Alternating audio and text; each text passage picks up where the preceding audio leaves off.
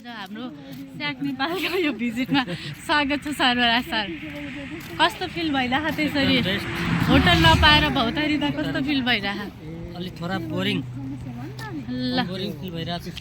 Boring feel भइरहेको कस्तो feel भइरहेको त गाइज? लुम्बिनीमा होटल नपाएर यसरी भौतारिँदा जे भए पनि हामी खुसी छौँ। नयाँ ठाउँमा नयाँ अनुभव, जिन्दगानी एउटा अनुभव छायालो हो। हामी अनुभव नै गर्न आएका हौँ।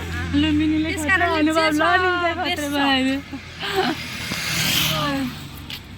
गौतम बुद्ध जन्मेको तपोभूमि, पवित्र भूमि हो। अहिले हामी खाना खोल्दै कर्मको फल पाइयो कि अर्को नै कर्म साह्रै नराम्रो क्या लुम्बिनीमा हेर्नु, कर्मको फल पाइयो। कस्तो लागिरहेको त्यसरी भौतारिएर हिँड्नु पर्दा? नभन्नु न, रमाइलो भइरहेको। त्यो रमाइलो भइरहेको छ कि यस्तो आनन्द भएको छ। यो एक्सपिरियन्स गेन भइरहेको छ। बेस्ट छ। ल सर कस्तो लागिरहेको तपाईँलाई? बेस्ट तौलिरहेको के सर कस्तो लागिरहेको? बोल्ने मान्छे छ मेरो भिडियोमा। रमाइलो लागिरहेको होइन? रमाइलो त रमाइलो लाग्छ, थकाइ लागेको छ, भोक लागेको छ। नयाँ ठाउँको खोजी गर्दैछौँ। होटल कहाँ कहाँलाई पुग्न अलिक गाह्रो पनि छ।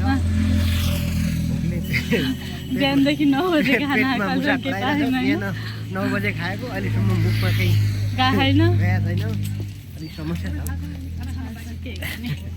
ठिक छ, यो पनि हाम्रो अनुभव हो। नयाँ सिकाइ भयो नयाँ ठाउँमा।